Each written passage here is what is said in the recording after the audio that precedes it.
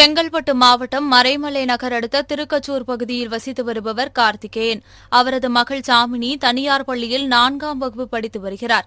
இந்த நிலையில் இந்த 8 வயது சிறுமி செடியை எடுத்துக்கொண்டு 1 கிலோமீட்டர் தூரம் வரை நடந்து ஏப்ரல் 1 யாரும் ஃபூல் பண்ணாதீங்க, அதற்கு பதிலா வீட்டுக்கு ஒரு மரம் வைத்து கூல் ஆக்குங்க என்று விழிப்புணர்வு பதாகைகளுடன் நடந்து சென்று மரத்தை நட்டு விழிப்புணர்வு ஏற்படுத்தினார். திருவள்ளூர் மாவட்டம் பூவிருந்தவள்ளி மேல்மாநகர் பகுதியில் காங்கிரஸ் வேட்பாளர் சசிகாந்த் செந்திலுக்கு ஆதரவாக ஆவடி சட்டமன்ற உறுப்பினர் நாசர் மற்றும் பூந்தமல்லி சட்டமன்ற உறுப்பினர் கிருஷ்ணசாமி ஆகியோர் வீதி வீதியாக சென்று வாக்கு சேகரிப்பில் ஈடுபட்டனர். அப்போது சட்டமன்ற உறுப்பினர் நாசர் ஒரு வீட்டின் வாயிலில் நின்று கை சின்னத்திற்கு வாக்களிக்குமாறு கோரிக்கை விடுத்தார். மேலும் அந்த வீட்டில் இருந்த பெண்ணிடம் தேநீர் போட்டு தரமாட்டீங்களே என நகைச்சுவையாக கேட்டது அங்கு கூடியிருந்த அனைவரையும் சிரிப்பலையில் மூழ்க செய்தது. பின்னர் பல வீடுகளுக்கு நடைபயணமாக சென்ற திமுக மற்றும் அதன் கூட்டணி கட்சியினர் 500க்கும் மேற்பட்டோர் காங்கிரஸ் வேட்பாளருக்கு கை சின்னத்தில் வாக்களிக்குமாறு கோரிக்கை விடுத்தனர். மயிலாடுதுறை நாடாளுமன்ற தொகுதியில் போட்டியிடும் காங்கிரஸ் வேட்பாளர் சுதா கை சின்னத்திற்கு வாக்கு கேட்டு கோதண்டபுரம், புதுப்பட்டினம், தாண்டவன்குளம் உள்ளிட்ட பகுதிகளில் திறந்தவெளி வாகனத்தில் சென்று பொதுமக்களிடையே பரப்புரை செய்து தீவிர பிரச்சாரத்தில் ஈடுபட்டார். இந்த பிரச்சாரத்தில் மயிலாடுதுறை பொறுப்பு அமைச்சர் மையநாதன், சட்டமன்ற உறுப்பினர்கள் சீர்காழி பன்னீர்செல்வம், பூம்புகார் நிவேதா முருகன், மயிலாடுதுறை காங்கிரஸ் சட்டமன்ற உறுப்பினர் ராஜ்குமார் மற்றும் கூட்டணி கட்சி நிர்வாகிகள் கலந்து கொண்டனர். கேரள மாநிலம் இடுக்கி மாவட்டம் மூணார் எஸ்டேட் பகுதிகளில் தேயிலை தோட்ட தொழிலாளர்கள் அதிகமாக வசித்து வருகின்றனர். இந்த நிலையில் இன்று அதிகாலை நெற்றிக்குடி எஸ்டேட் பகுதியில் திடீரென ஏற்பட்ட தீ விபத்தில் லைன்ஸ் வீடுகள் எரிந்து சேதமானது. இதுகுறித்து தகவல் அறிந்து சம்பவ இடத்திற்கு சென்ற தீயணைப்புத் துறையினர் நீண்ட நேரம் போராடி தீயை கட்டுக்குள் கொண்டு வந்தனர். இச்சம்பவம் குறித்து மூணார் காவல்துறையினர் விசாரணை மேற்கொண்டு வருகின்றனர். திருச்சி மாவட்ட காங்கிரஸ் அலுவலகமான அருணாச்சல மன்றத்தில் இந்திய காங்கிரஸ் கட்சியின் மாநில செய்தி தொடர்பாளரும் மண்டல பொறுப்பாளருமான இப்ராஹிம் செய்தியாளர்களை சந்தித்து பேசினார். அப்போது தேர்தல் நேரத்தில் பெட்ரோல், கேஸ் விலை குறைப்பது, மக்கள் மத்தியில் ஆசையை காட்டி வாக்கு வங்கி பெற வேண்டும் என்பதுதான் பாஜகவின் அகில இந்திய தலைமை உடைய தெளிவான யுக்தி என்று கூறினார். அடுத்த வாரம் எங்களுடைய இளம் தலைவர் ராகுல் காந்தியும் பிரியங்கா காந்தியும் வர இருக்கிறாங்க, சுற்றுப்பயணம் மேற்கொள்ள இருக்கிறாங்க. அடுத்த வாரம் கன்னியாகுமரியிலிருந்து ஸ்டார்ட் ஆகும், நாங்கள் பாசிபிளாக எக்ஸ்பெக்ட் பண்ணுறோம். கண்டிப்பாக சூறாவளி சுற்றுப்பயணத்தின் போது இன்றும் எனது எழுச்சி மிகும் காங்கிரஸாக மாறும். காங்கிரஸ் கட்சியை பொறுத்தளவுக்கு என்றைக்குமே தமிழக மண்ணில் உங்களுக்கு எல்லாம் தெரியும், என்றைக்கும் பாசிசம் இங்கே காலூன்றப்படாது. பாஜக அண்ணாமலையுடைய பொய் பிரச்சாரங்கள் காலூன்றப்படாது. இதைத் தொடர்ந்து அண்ணாமலை இட்டுக்கட்டி ஏற்படுத்தக்கூடிய அரசியல் விளைவுகளுக்கெல்லாம் ஏப்ரல் மாதம் முடிந்து 19ஆம் தேதி மக்கள் கண்டிப்பாக தீர்ப்பளிப்பாங்க. ஜூன் 4ஆம் தேதி ஒரு பிம்பம் அண்ணாமலை என்பதை நல்ல தெளிவாக மக்கள் காட்டிடுவாங்க. ஃபார்ம் 26ல் ஆந்திர பிரதேசத்தில் அவங்க முழுக்க ராஜ்யசபா மெம்பராக செலக்ட் பண்ணும்போது அவங்க வந்து அஃபிடவிட் தாக்கல் பண்ணுறாங்க. இந்த அஃபிடவிட்டில் தெளிவாக 2 கோடி ரூபா சொத்து மதிப்பு இருப்பதாகவும், எனக்கு 2 கோடி ரூபா சொத்து மதிப்பு இருக்குது, அதன் காரணமாக எனது இவர்களிடம் பணம் இல்லைன்னு இன்றைக்கி சொல்கிறாங்க. ஆனால் 2 கோடி ரூபா சொத்து மதிப்பு இருக்குன்னு இன்றைக்கு சொன்னது இதே நிர்மலா சீதாராமன் அவர்கள் ஃபார்ம் 26ல் அஃபிடவிட்டில் தாக்கல் பண்ணியிருக்காங்க. உங்களுக்கெல்லாம் தெரியும், தேர்தல் ஆணையத்தில் 90 லட்ச ரூபா இருந்தாலே இன்றைக்கி போட்டிடலாம். ஆனால் 90 லட்ச ரூபா தாண்டி 2 கோடி ரூபா வச்சிருக்காங்க. இதை தாண்டி அவங்க ஃபினான்ஸ் மினிஸ்டர் சார் இன்னைக்கு பல நிதி நிறுவனங்கள் அவங்க கையில் இருக்கு. 8000 கோடிக்கு மேலே தேர்தல் பத்திரம் மூலியமா பணத்தை எடுத்திருக்காங்க. கட்சி உதவாதா? அதெல்லாம் காரணம் கிடையாது. அதாவது இங்கே இருக்கக்கூடிய அரசியல் என்பது மென்மையானவர்களுக்கு, தமிழிசை சவுந்தரராஜன், அண்ணாமலை போன்றவர், எல்முருகன் போன்றவர்களுக்கு ஒரு வேற அரசியல் பாஜக, நம்மளுடைய சுப்பிரமணிய சாமி மற்றும் நிர்மலா சீதாராமன் அவர்களுக்கு ஒரு வேற ஒரு அரசியல். இதுதான் பாஜகவுடைய கட்டமைப்பு அரசியல். அதை நல்லா புரிஞ்சுக்கணும். அவங்க தானே 2 கோடி ரூபா இருக்குன்னு அஃபிடவிட்டில் தாக்கல் பண்ணுறீங்க. அப்போ உங்களிடம் 90 லட்ச ரூபா, அப்போ 2 விஷயத்தை அவங்க சொல்ல வராங்க. என்ன சொல்ல வராங்க? 90 லட்ச ரூபாய்க்கு மேலே நிதி தேவைப்படுது. எலெக்ஷன் கமிஷனை தாண்டி சொல்கிற அமௌண்ட்டோட அதிகமாக செலவு தேவைப்படுது. அதனால் ஒரு வேலை இல்லையா இருக்கும். இல்லைன்னா அவர்கள் இந்த தேர்தலில் போட்டியிட்டால் நீங்கள் வந்து பிச்சைக்காரின்னு சொல்லுவீங்க, தமிழக மாநில மக்களை பிச்சை காசுன்னு சொல்லுவீங்க. இதெல்லாம் ஏற்றுட்டு தெருவில் பிரச்சாரம் பண்ணிட முடியுமா? அதன் காரணமாக தான் அவங்க போட்டியில்லை, வேறு எதுவும் இல்லை. வேறு தூத்துக்குடி பக்கீழ்புரம் பகுதியில் ராமசாமிபுரம் சாலை உள்ளது. இந்த சாலையை சீரமைப்பதற்கான ஒப்பந்ததாரர் சாலையை முறையாக தோண்டி சீரமைக்காமல் ஏற்கனவே இருந்த சாலை மீது ஜல்லிக்கற்கள் மற்றும் தாரை ஊற்றி சென்றுள்ளார். இதனால் மழைக்காலங்களில் வீடுகளில் மழைநீர் உள்ளே புகும் சூழ்நிலை ஏற்படும் என குற்றம் சாட்டிய அப்பகுதி மக்கள் இதை உடனடியாக மாநகராட்சி நிர்வாகம் தலையிட்டு நடவடிக்கை எடுக்க வேண்டும் என கோரிக்கை விடுத்திருந்தனர். ஆனால் மாநகராட்சி அதிகாரிகள் இதை கண்டுகொள்ளவில்லை என கூறப்படுகிறது. இந்த நிலையில் இன்று சாலை போட ஒப்பந்ததாரர் சாலை போடும் தளவாடங்களுடன் அந்த பகுதிக்கு வந்துள்ளார். அப்போது ராமசாமிபுரம் பகுதியைச் சேர்ந்த பொதுமக்கள் அந்த பகுதியில் திரண்டு சாலை போடும் பணியை தடுத்து நிறுத்தியதுடன் சாலை போட கொண்டுவரப்பட்ட தளவாட சாமான்கள் மற்றும் இயந்திரங்களை திருப்பி அனுப்பினர். இதனால் அங்கு சிறிது நேரம் பரபரப்பு ஏற்பட்டது. பட்டில்புரம் இணைக்கும் ஒரே சாலை ரொம்ப மேற்படுத்திட்டே போறாங்க. ஒரு அடி 1.5 அடி கீழே தனிச்சு இந்த ரோடை போட்டு வச்சோம்னா மக்கள் இந்த தெருக்கார வீடுகள் பூரா உள்ள ஏற்கனவே உள்ள முங்கிட்டு இன்னும் அடுத்தாலையும் தோண்டி அது மேலே போட்டு போறாங்க. இதை தனிச்சு போடுறதுக்கு ஏற்பாடு பண்ணி தர முடியாது தலைமைன்னு கேட்டுக்கொள்கிறேன். அதுக்காக இன்னைக்கு காலையில பொதுமக்கள், அதாவது அந்த ஏரியா பொதுமக்கள் 2 ராமசம்பரத்துக்காரங்களும் பட்டில்புரத்துக்காரங்களும் சேர்ந்து மறியல் பண்ணி அதை கேட்டிருக்காங்க. அது முடிவு பண்றது கவர்மெண்ட் நடந்தது செய்யும். இந்த இடம் ரொம்ப பொதுமக்கள் அதிகமாக போக்குவரத்து கூடிய ஒரு நல்ல முக்கியமான இடம். கவர்மெண்ட் ரூல்ஸ் என்னன்னா, ஒரு ரோடை தோண்டி போடுற ரூல்ஸ் உண்டு, சரிங்களா? இது தரம் இல்லாத ரோடை போட்டுட்டு இருக்காங்க. பாருங்க, ரோடு மாதிரியே இருக்கு. இந்த காணுங்கெல்லாம் ஒன்றும் சரி பண்ணலை, சும்மா ஏதோ ஏனதான வேலை பார்த்துட்டு இருக்காங்க. இந்த இப்படி போடுறதுனால இங்க இருக்கக்கூடிய வீடுகள் ரொம்ப பாதிக்கும். மழை பெய்யும் அவ்வளோ தண்ணி உள்ள போயிடும். அதனால ரோடை தோண்டிட்டு தான் கண்டிப்பா ரோடு போடணும். அப்படி இல்லைன்னா கண்டிப்பா பொதுமக்கள் சார்பாக நாங்கள் கண்டிப்பா விட மாட்டோம், போடணும். 2வது நல்ல தரமான ரோடை போடணும். ஏன்னா பொதுமக்கள் அடிக்கடி போயிட்டு வரக்கூடிய இடம், சரிங்களா? அதனால நல்ல தரமான ரோடை போடணும்னு நான் வேண்டிக்கிறேன். கிருஷ்ணகிரி மாவட்டம் போச்சம்பள்ளி அடுத்த சந்தனூர் கிராமத்தில் ஊராட்சி ஒன்றிய தொடக்கப்பள்ளி செயல்பட்டு வருகிறது.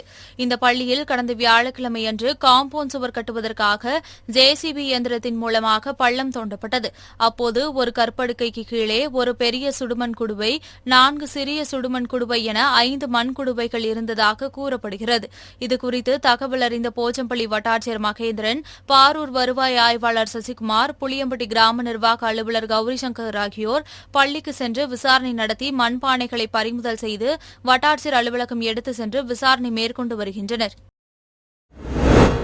ஈரோடு மாவட்ட ஆட்சியர் ராஜகோபால் சுன்கரா, தேர்தல் பொது பார்வையாளர் ராஜீவ் ரஞ்சன் மீனா, அங்கீகரிக்கப்பட்ட கட்சி பிரதிநிதிகள் மற்றும் வேட்பாளர்கள் முன்னிலையில் 4 சட்டமன்ற தொகுதிகளுக்கு கூடுதல் மின்னணு வாக்குப்பதிவு இயந்திரங்களை சுழற்சி முறையில் அனுப்பி வைக்கும் பணியை தொடங்கி வைத்தார். இதனைத் தொடர்ந்து செய்தியாளர்களிடம் பேசிய மாவட்ட ஆட்சியர் ராஜகோபால் சுன்கரா, ஈரோடு மாவட்டத்தில் உள்ள 2222 வாக்குச்சாவடி மையங்களுக்கும் கடந்த 22ஆம் தேதி கட்டுப்பாட்டு இயந்திரம், வாக்குப்பதிவு இயந்திரம் மற்றும் வாக்காளர்கள் தங்கள் அளித்த வாக்கினை சரிபார்க்கும் இயந்திரம் அனுப்பி வைக்கப்பட்ட நிலையில் இன்றைய தினம் 4 சட்டமன்ற தொகுதிகளுக்கு கூடுதல் மின்னணு வாக்குப்பதிவு இயந்திரங்களை சேர்த்து 1332 வாக்குப்பதிவு இயந்திரங்கள் அனுப்பி வைக்கப்பட்டுள்ளது என்று தெரிவித்தார். மொத்தமாக ஈரோடு பாராளுமன்ற தொகுதியில் 31 வேட்பாளர்கள் இருக்கிறார்கள். நோட்டாவோட சேர்த்து 32. ஒரு பேலட் யூனிட்ல 16 வேட்பாளர்கள் இருந்த காரணத்துக்காக நமக்கு 2 பேலட் யூனிட் தேவைப்படுது. அதே போல் நீல்கிரிஸ் பாராளுமன்ற தொகுதியில் 2 பேலட் யூனிட் தேவைப்படுது. ஏற்கனவே நம்ம இவிஎம் ஃபர்ஸ்ட் ரேண்டமைசேஷன் அனைத்து அங்கீகரிக்கப்பட்ட அரசியல் கட்சிகள் முன்னிலையில் முடிச்சுட்டு ballot unit, control unit, VVPAT அந்தந்த சட்டமன்ற தொகுதியில் இருக்கிற ஸ்ட்ராங் ரூமுக்கு அனுப்பியுள்ளோம்.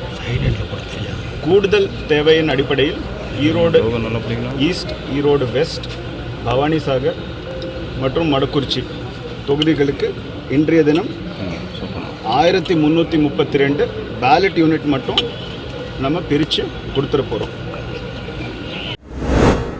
நாமக்கல் மாவட்டம் ராசிபுரம் பழைய பேருந்து நிலையம் அருகே திமுக கூட்டணி கட்சிகளின் சார்பில் தேர்தல் அலுவலகம் திறப்பு விழா நடைபெற்றது. திமுக நகர செயலாளர் சங்கர் தலைமையில் நடைபெற்ற இந்நிகழ்ச்சியில் வனத்துறை அமைச்சர் மதிவேந்தன் கலந்து கொண்டு தொகுதி அலுவலகத்தை திறந்து வைத்தார். இந்நிகழ்ச்சியில் விசிக, காங்கிரஸ், மதிமுக உள்ளிட்ட கூட்டணி கட்சி நிர்வாகிகள், உறுப்பினர்கள் உள்ளிட்ட பலர் கலந்து கொண்டனர். கள்ளக்குறிச்சி மாவட்ட காவல் கண்காணிப்பாளர் சமைசிங் மீனா உத்தரவின்படி கள்ளக்குறிச்சி மதுவிலக்கு அமலாக்கப் பிரிவு போலீசார் கல்வராயன் மலைப்பகுதியில் கண்காணிப்பு பணியில் ஈடுபட்டிருந்தனர். அப்போது தோரங்கூர் மற்றும் மலைக்கோட்டாலம் அருகே 200 லிட்டர் பிடிக்கக்கூடிய 2 பேரல்களிலிருந்து சுமார் 400 லிட்டர் சாராய ஊறல் மற்றும் 30 லிட்டர் பிடிக்கக்கூடிய 2 லாரி டியூபில் சுமார் 60 லிட்டர் சாராயம் ஆகியவற்றை கண்டுபிடித்து சம்பவ இடத்திலேயே கொட்டி அழித்தனர். மேலும் இக்குற்ற செயலில் ஈடுபட்ட குற்றவாளிகளை காவல்துறையினர் தீவிரமாக தேடி வருகின்றனர். மதுரை லோக்சபா தொகுதியில் அதிமுக வேட்பாளர் டாக்டர் சரவணனை ஆதரித்து அதிமுக முன்னாள் அமைச்சர் செல்லூர் ராஜு வாக்கு சேகரிப்பில் ஈடுபட்டார். பின்னர் செய்தியாளர்களை சந்தித்த அவர் கச்சத்தீவை பற்றி பிரதமர் பேசுவது தேர்தல் ஸ்டண்ட் தான் என்றும் அண்ணாமலை புதிதாக ஏதோ கண்டுபிடித்தவர் போல பேசுகிறார். கச்சத்தீவு விவகாரம் குறித்து அண்ணாமலைக்கு எதுவும் தெரியவில்லை என தெரிவித்தார். மேலும் பாமகவில் பூத் கமிட்டி அமைக்கக்கூட ஆட்கள் கிடையாது என்று முன்னாள் அமைச்சர் செல்லூர் ராஜு விமர்சித்துள்ளார். இந்த கச்சத்தீவை பற்றி இன்னைக்கு பேசுறாங்கன்னா எல்லாம் தேர்தல் ஸ்டண்ட் தான். அது யார் பேசுனா அண்ணாமலை நேற்று ஏதோ புதியதாக கண்டுபிடிக்கிற மாதிரி அவன் யாரோ ஒருத்தர் எடுத்து விட்டாங்களுக்கு இவருக்கு அதை பற்றி தெரியல. கச்சத்தீவை பற்றி என்ன நடந்தது என்ன என்பது தெரியல. பெரிய ஒரு பிரஸ்மெண்ட் வச்சு பெரிய புதுசாக கண்டுபிடிச்சது மாதிரி வந்து அறிவித்தார். பாரதிய ஜனதா பயங்கரமான பொய்யை சொல்றாங்க. பாரதிய ஜனதா பயங்கரமாக பொய்யை சொல்றாங்க. அதான் நம்முடைய அண்ணாமலை ஒரு படி மேலே போய் ஏதோ புதிதாக கண்டுபிடிச்ச மாதிரி சொல்ற.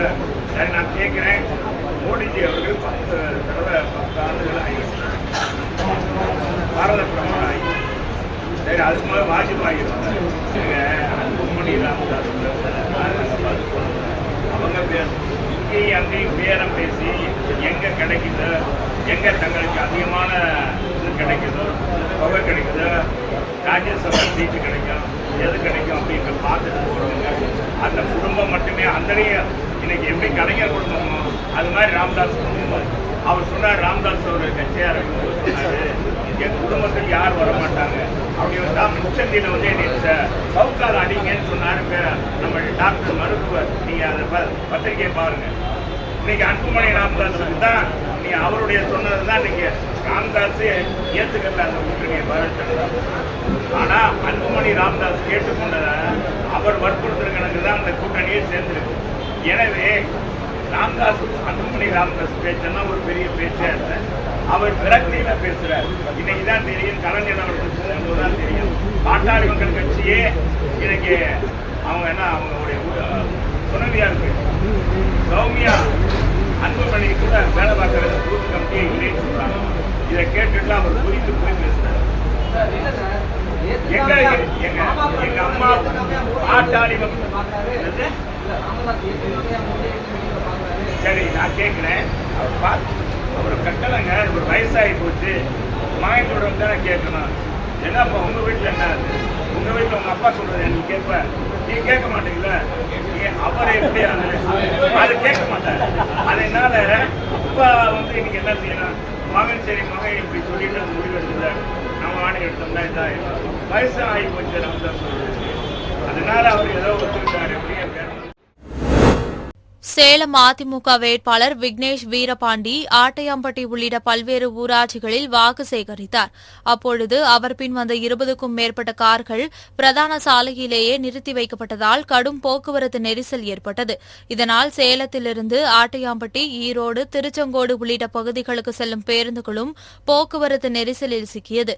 அதிமுக வேட்பாளரின் இந்த பிரச்சாரத்தால் பொதுமக்கள் அதிக அளவில் அவதியடைந்தது குறிப்பிடத்தக்கது. புதுக்கோட்டை மாவட்டம் பூலாம்பட்டி வெட்டுக்காடு கிராமத்தில் வசிப்பவர் சோலையப்பன். இவர் கடந்த 2022ஆம் ஆண்டு இலுப்பூர் அனைத்து மகளிர் காவல் நிலைய எல்லைக்குட்பட்ட 6 வயது சிறுமியை பாலியல் வன்கொடுமை செய்துள்ளார். இது தொடர்பாக சிறுமியின் தந்தை அளித்த புகாரின் பேரில் இலுப்பூர் அனைத்து மகளிர் போலீசார் சோலையப்பனை கைது செய்து சிறையில் அடைத்தனர். மேலும் இது சம்பந்தமாக புதுக்கோட்டை மகிழா நீதிமன்றத்தில் வழக்கு நடைபெற்று வந்த நிலையில் இதனை விசாரித்த நீதிபதி செல்வி ஜெயந்தி சோலையப்பனுக்கு 30 ஆண்டு கால கடுங்காவல் தண்டனையும் 30,000 ரூபாய் அபராதம் விதித்து தீர்ப்பு வழங்கினார். மேலும் பாதிக்கப்பட்ட சிறுமிக்கு அரசு 4 லட்சம் ரூபாய் நிவாரணம் வழங்கவும், குற்றவாளிக்கு விதித்த 30,000 ரூபாய் சேர்த்து 4,30,000 ரூபாய் பாதிக்கப்பட்ட சிறுமிக்கு வழங்க வேண்டும் என்று உத்தரவிட்டார். நெல்லை அருகே வீரவநல்லூரில் காங்கிரஸ் வேட்பாளர் ராபர்ட் புரூஸ் அறிமுக கூட்டம் மற்றும் ஆலங்குளம், அம்பாசமுத்திரம் சட்டமன்ற தொகுதி திமுக கூட்டணி கட்சி நிர்வாகிகள் செயல் வீரர்கள் கூட்டம் நடைபெற்றது.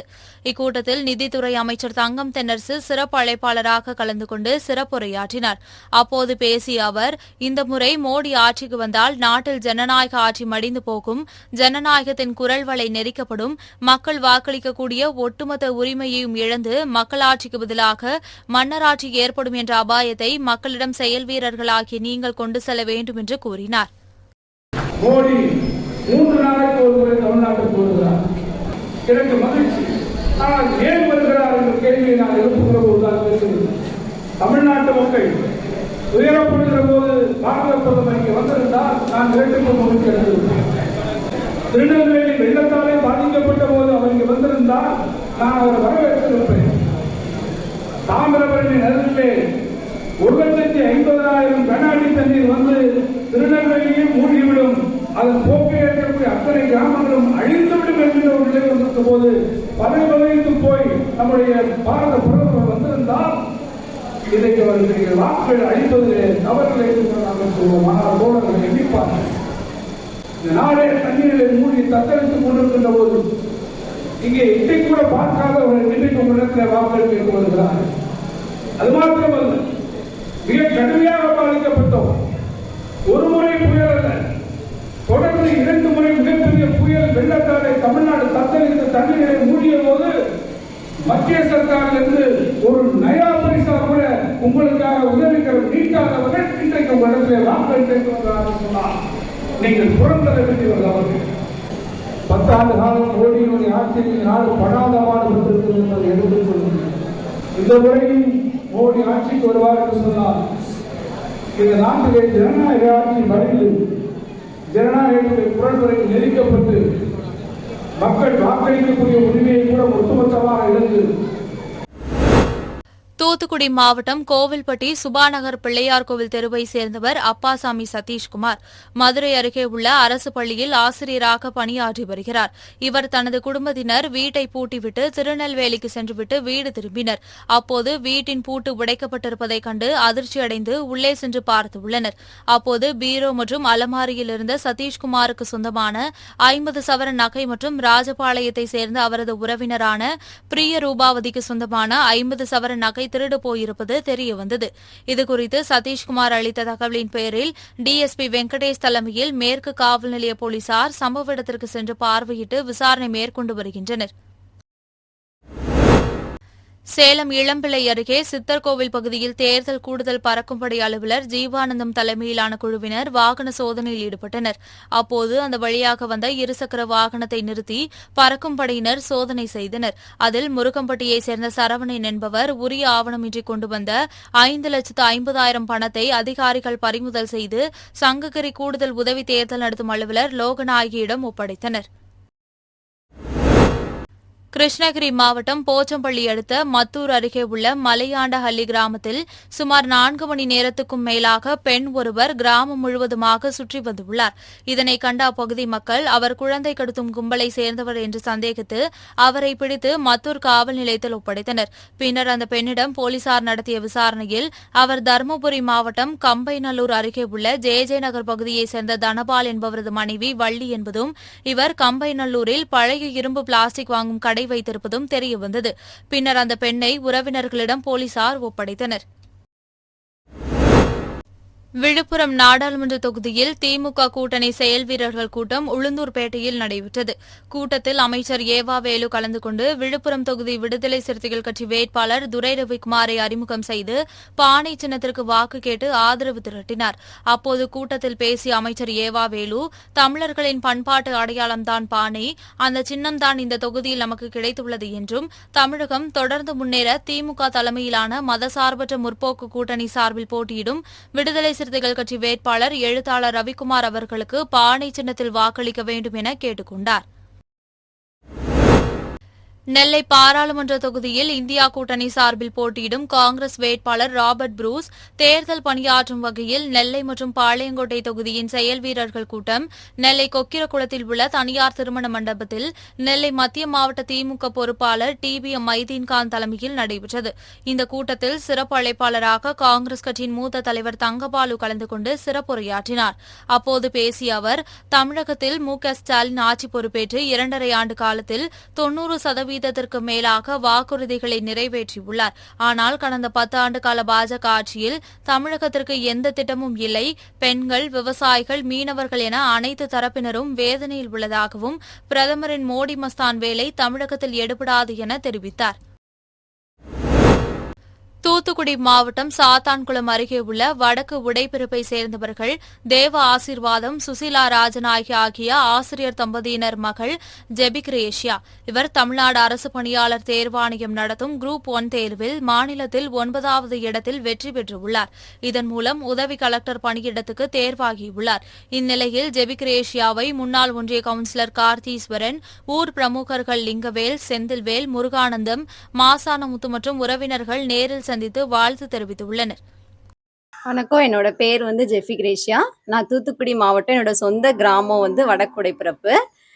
நான் இப்போ நடந்திருக்கிற குரூப் 1 எக்ஸாமில் ஸ்டேட் லெவலில் 9th ரேங்க் வாங்கியிருக்கேன். இதுக்கு நான் 2019ல இருந்தே நான் ஹார்ட் ஒர்க் பண்ணிட்டு இருக்கேன். என்னோட 5 years ஆஃப் வெயிட்டுக்கு கிடைச்ச ஒரு பெரிய ஒரு கிஃப்ட். இதுக்கெல்லாம் முக்கியமான காரணம் முதல்ல கடவுளோட கிருபை, அதுக்கப்புறம் அப்பா அம்மாவோட சப்போர்ட். எல்லா டைம்ல எனக்கு கன்சிஸ்டண்டா அவங்க சப்போர்ட் பண்ணாங்க. இது என்னோட செகண்ட் அட்டெம்ப்ட். என்னோட ஃபர்ஸ்ட் அட்டெம்ப்ட்ல நான் கிளியர் பண்ணலனாலும் அடுத்த அட்டெம்ப்ட்டுக்கு என்னோட குடும்பம் எல்லாமே ஊக்குவிச்சாங்க. என்னோட கிராமத்து மக்களும் ரொம்ப சப்போர்ட் பண்ணாங்க. இன்னைக்கு எனக்கு எல்லாருமே பாராட்ட வந்திருக்காங்க. அவங்களுக்கு நான் ரொம்ப ரொம்ப நன்றி செலுத்துகிறேன். இன்னும் எனக்கு அவங்களுக்கு நல்லது பண்ணணும், நல்ல சேவை பண்ணணும் அப்படிங்கிற ஒரு ஊக்கத்தை எனக்கு கொடுத்துருக்காங்க. அதுக்காகவும் நான் நன்றி தெரிவிச்சுக்கிறேன். சென்னை பெருங்குடியில் உள்ள குப்பை கிடங்கில் புகை மூட்டம் ஏற்பட்டு தீ பற்றி எரிவதாக அங்கு பணிபுரியும் ஊழியர்கள் தீயணைப்புத் துறையினருக்கு தகவல் தெரிவித்தனர். பின்னர் சம்பவ இடத்திற்கு வந்த துரைப்பாக்கம் மற்றும் மேடவாக்கத்தை சார்ந்த தீயணைப்பு வீரர்கள் 1 மணி நேரம் போராடி தீயை அணைத்தனர். வெயிலின் தாக்கத்தினால் தீ பற்றியதா அல்லது வேறு ஏதேனும் காரணமாக என துரைப்பாக்கம் போலீசார் விசாரணை மேற்கொண்டு வருகின்றனர்.